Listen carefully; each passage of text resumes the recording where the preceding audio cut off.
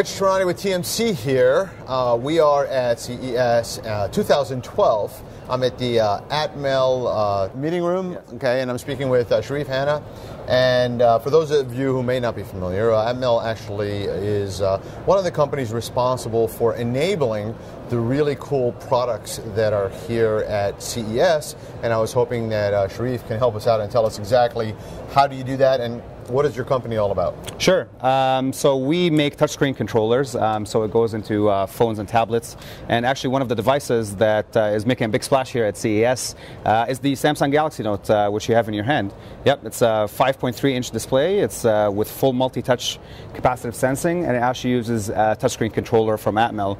It's a big, beautiful screen with very high resolution, and this is actually a trend that we're seeing in the market, that there's a drive towards larger, high-resolution displays in smartphones, and that's something we're addressing both with our existing products as well as the new products that we introduced here at CES.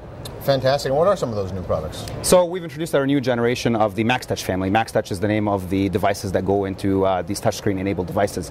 The newest generation enables a new type of touchscreen sensor stack. Basically, a touchscreen is normally made up of several layers that sit on top of the display. And what this new generation enables is that enables you to use a much thinner touch sensor stack than what was possible previously.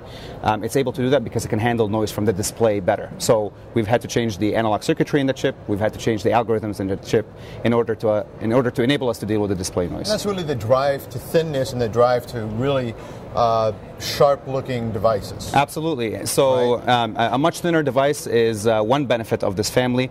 The other benefit is by eliminating layers of materials, whether it's glass or glue from the touch stack, the system designer or the OEM can save money in the process and drive those savings towards the customer, making the products more affordable. Or if you save in the thickness of the touch sensor, then you have more room inside the cavity of the device for a bigger battery and longer battery life. Right, or 4G circuitry. Exactly, or whatever, exactly. Yeah. We're just making more room inside the device and more wireless connectivity, Bluetooth, whatever, like you said. Exactly. Whatever it needs to be, whatever the demands of the consumer. That's exactly right. That's exactly. And what other sorts of things are you seeing, or do you have to tell us about what's happening? Sure. So the other part of this announcement is we are including support for our Max Stylus technology as part of this new family of touchscreen devices. So we are enabling an active pen that works very well. It's very high speed, very high resolution. I've got it right here. Is this one of them as well, so I can hold that?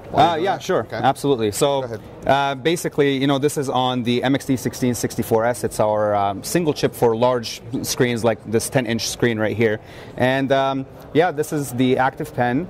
It's got a small battery inside it. It works very well. It's very responsive, very high speed, very high resolution. So if I, sign, that's actually my real signature. So it's able to capture, pen input with very high speed and high accuracy, and provides really a very natural user experience.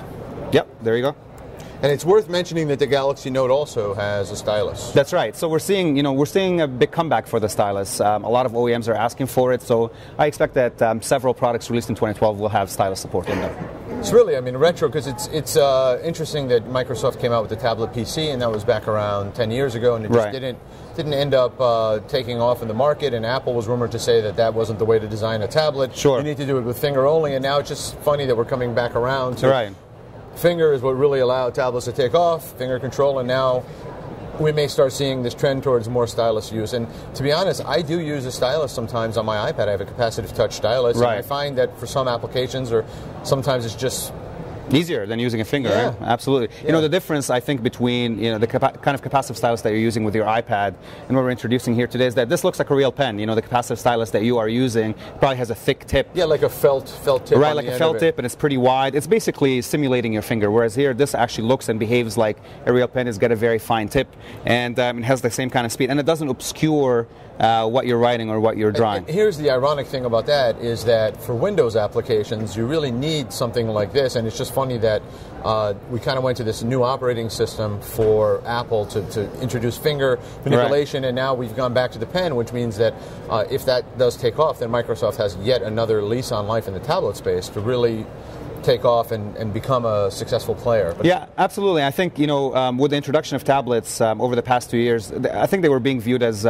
mediums for consuming content, whether it's web pages or photos or videos. But now we actually want them to use them as our everyday computers, which means content creation. So I think that's why the pen is going to make a comeback. Not just the pen, but I mean, there's literally infinite amounts of keyboards at this show that you can connect. So between the keyboard and the pen, and you've turned your tablet into I guess just a device, a two-way device, whether you're consuming or whether you want to create content. Yeah, right? Create content. You've got cameras on there as well now. Yeah, so absolutely. I mean, they're really becoming a hub for both creating and consuming with all sorts of sensors and inputs. It's just amazing how much we're able to cram into these things these days. So anything else that we missed? Yeah. So basically, just quickly, we're demonstrating this single glass touch sensor that I had mentioned previously. So we've got this 5-inch demo unit here. It's a single glass sensor, so it's only 0.7 millimeters thin, sitting with just a very thin layer of glue, 0.15 millimeters, right on top of the display. So it's an ultra thin stack, and like I said, saves about a millimeter or more from the thickness of the phone or tablet. And no false touches, even though the display is on. And as I move my finger, it works very beautifully, captures all, even the fastest strokes from my finger with full multi-touch as well. Fantastic. And what would be the use for that? That's just to show the thinness and how correct. It's just responsive it is. Exactly. So it's not just that we are driving down the thinness, it's the fact that we are maintaining the responsiveness and touch fidelity while enabling the adoption of much thinner and much lighter touchscreen stacks. And you mentioned a little bit earlier that you have new algorithms, you have new hardware. I mean, is Moore's Law helping here? I mean, are faster processors helping you as well?